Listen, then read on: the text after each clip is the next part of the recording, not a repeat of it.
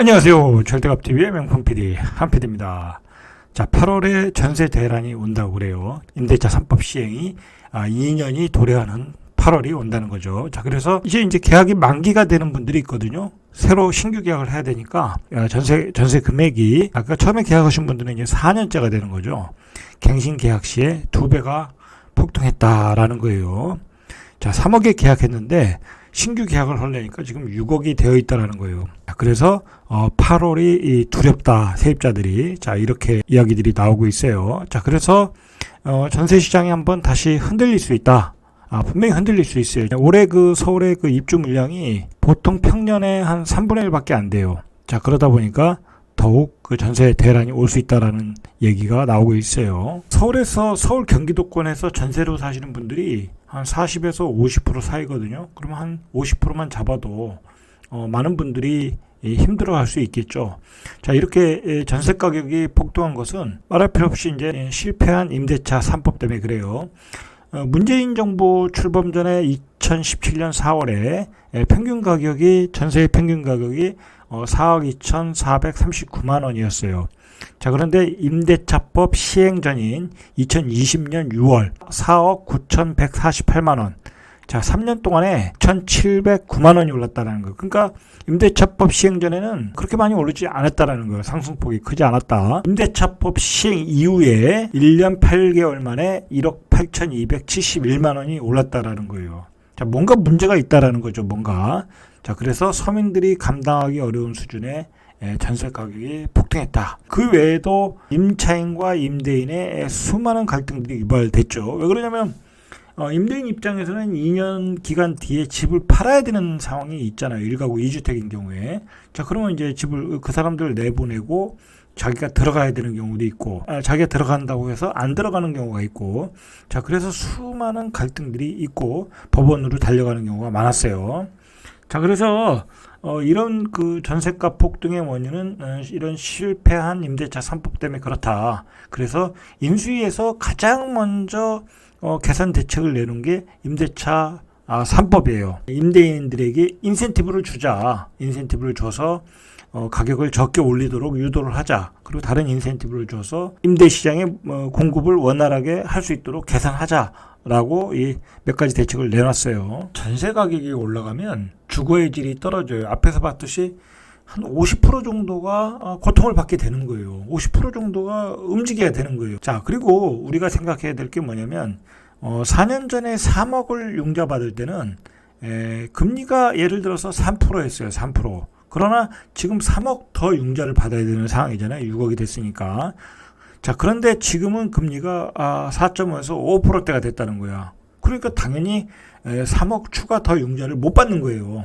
자, 그래서 전세에서 월세로 바꾸고 있다. 자, 월세로 전환하니까 아무래도 이자 부담이 더 많이 나가겠죠. 내가 아이들 교육비, 생활비로 써야 될 돈들이 주거비로 들어가니까 생활이 떨어지겠죠. 자, 그리고 월세에서 전세로, 도시 중심에서 외곽에서 경기도로 자꾸 밀려나간다는 거예요. 서울 경기도권에서 한 50%가 이런 고통을 받게 된다는 거예요. 그런데 이런 법을 만든 건 바로 좌파의 임대차 보호 3법이었다는 거예요.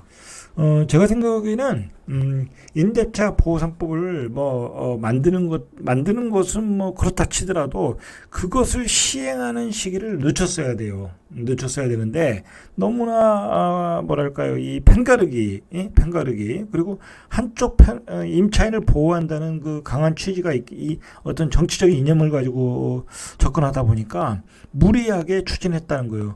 결국 그것이 이제 전세 가격을 폭등시키고 매매 가격을 폭등시키게 만들었다. 지금 그래서 조금이라도 낀 계약이 42%를 기록했다. 전세 물건이 없다라는 거예요. 전세 물건 자체가 없다라는 거예요.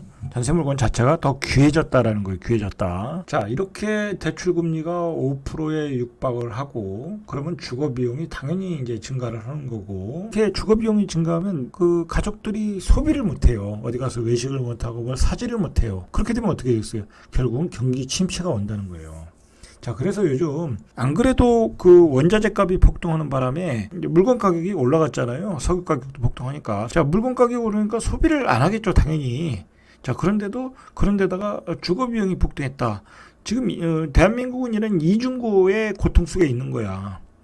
당연히 이 경기가 잘 돌아갈 수가 없는 거예요. 당연히 기름값이 폭등하는데 어디 차를 몰고 여행을 다니는 게 아무래도 소극적일 수밖에 없어지는 거죠. 이게 참 문제가 되는 건 뭐냐면 4년 전으로 돌아가면 이제 초저금리가 시작될 때 이제 금리가 싸니까 사람들이 더 비싼 전세로 많이 갔거든요. 주거의 질을 상향화해서 좋은 아파트, 입지가 좋은 데로.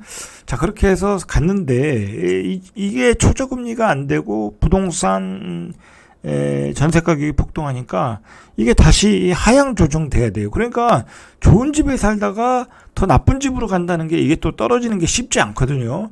자, 이런 고민 속에 있는 거예요. 그러다 보면 무리하게 월세로 들어가고, 자, 월세로 들어가다 보면 생활이 궁핍해지고, 자, 그런 악순환이 지금 반복되는 거예요. 전문가들이 이러한 임대차 보호 3법에 대해서 시장을 뒤흔들었다고 그래요. 그래서 월세 거래가 늘고 가격을 뛰게 만드는 데는 임대차 3법이 결정적인 영향을 미쳤고, 서민들이 보다 저렴한 가격에 전월세 집에서 살 수 있었는데 임대차법이 시장을 뒤흔들었다라는 거예요. 자, 이게 취지는 좋았는데 악법이 되었다는 거죠. 악법이.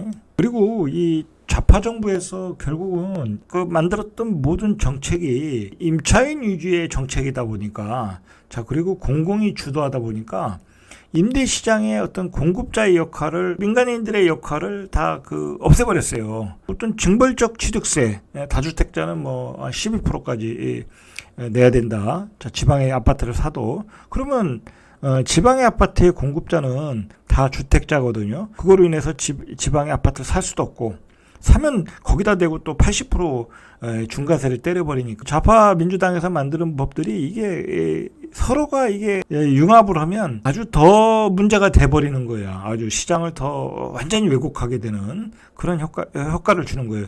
자, 그리고 갑자기 또 임대사업자도 다 폐지해버렸잖아요. 다주택자에게 너무 많은 혜택을 줬다. 어떤 정치적 프레임을 보니까. 자, 그러니까 민간 아파트 시장에 어떤 전세를 공급해주는 임대사업자도 다 날아갔어요. 임대인들은 또 다 공실로 임차인을 내보내고, 왜냐면 계약갱신을 하면 2년 있다 팔아야 되니까, 당장 팔아야 되는데, 그러니까 또 공실로 남겨놓는 분들이 많고, 민간 공급업자 유축을 다 유축시켰다. 자, 이게 결국은 다주택자는 적폐라는 생각 때문에 그래요. 자, 여러분, 이게 하나, 두 개, 세 개, 그 정도 가지는 사람들은 이건 다주택자를 적폐로 보면 안 돼요. 사실은. 그 사람들이 있어야 이 전세 시장이 안정되고 가격이 안정되는 거예요. 물론 지방에 가서 수십 채씩 사고 법인 만들어서 단타 치고, 자, 그런 투기꾼들은 문제가 있는 거죠. 그러나 건전하게 투자해서 다주택자로서 공급을 민간시장에 하시는 분들은 그것 가지고 문제 삼으면 안 되고, 그거에 대해서 징벌적 과세를 때린다는 것은 문제가 있어요. 보유세도 이번에 마찬가지 아니겠습니까? 그렇게 때려버리면 누가 다주택자를 가겠어요. 다주택자로 해서 민간시장에 아파트를 공급을 하겠어요. 자, 이제는 윤석열 정부에서 그런 문제점을 알고 시장을 정상화하는 과정으로 지금 가고 있어요. 다행히도. 그러니까 상승론자들이 이야기하는 게 그거예요. 지금 이제 8월에 신규 계약해야 되는 물량들도 많고, 기존의 전세 물량도 없고, 그러니까 전세 가격이 폭등할 것이다. 자, 그렇게 되면 또 매매 가격을 자극할 것이다. 자, 그런 단순한 논리예요. 플러스 대선 기대감. 그거로 인해서 상승론자들이 이야기하는 거예요. 전에도 말했듯이 4년 전에 봤던 금리와 지금의 금리는 틀리다. 마찬가지로 지금 그게 전세 시장에서 지금 폭발하지 못하고 있잖아요. 전세 대출을 못 받는 거야, 사람들이. 여기서 이제 문제가 생기는 거죠. 반전세로 가는 게 싸다고 그래요. 그래서 지금 반전세가 월세로 늘어나고 있잖아요. 그러니까 상승론자들의 예상은 이미 틀렸어요. 전세 가격이 폭등하는 게 아니라 전세가 월세로 전환하고 있더라라는 거예요. 전세 가격이 폭등해서 매매로 이어졌어야 되는데, 그러면 갭이 좁아지니까 투자 수요가 들어올 수 있다라고 생각을 하는데 그렇지 않다라는 거죠. 일단은 월세 시장으로 가고 있고, 그리고 아직도 조정지구 아직도 취득세는 12% 이거든요. 12%를 내고 거기다 서울 아파트에 갭 투자한다, 경기도 아파트에 갭 투자한다, 그거 쉽지 않아요. 예를 들어서 10억이 넘으면 12%면 1억 2천이 돼버리는데 그거 어떻게 거기다 대고 갭 투자를 하겠어요. 자, 어쨌든 인수위에서는 이러한 문제점을 알고 임대차 3법을 장기적으로는 중장기적으로는 폐지하고 축소할 것이다라고 지금 얘기가 나오고 있고, 일단은 임대인들에게 인센티브를 줘서 어떤 그 금액을 적게 올리고 거기에 대한 인센티브를 주겠다고 이제 어떤 부작용을 최소화하기 위해서 그런 대책을 미리 내놨고, 그리고 이제 민간 공급으로 이제 전환을 해서 계속해서 공급을 원활하겠다. 자, 그래서 임대사업자도 소형 임대사업자죠. 5구제곱미터 이하 소형 임대사업자도 제도도 부활해서 임대사업자의 전세시장의 공급을 원활하게 하겠다라고 지금 이야기하고 있어요. 자, 그리고 뉴스테이도 이게 박근혜 정부에서 추진했던 건데 이 뉴스테이도 추진하겠다라고 이야기하고 있어요. 이것도 괜찮아요. 장기 전세 개념이니까 안정적으로 이 전세를 살 수 있는 거니까. 자, 그리고 여러 가지 규제들을 좀 철폐하겠다. 자, 이렇게 시장 경제로 이게 꼬였던 왜곡돼 있던 시장을 시장 경제로의 대전환이 이제 되고 있는 거예요.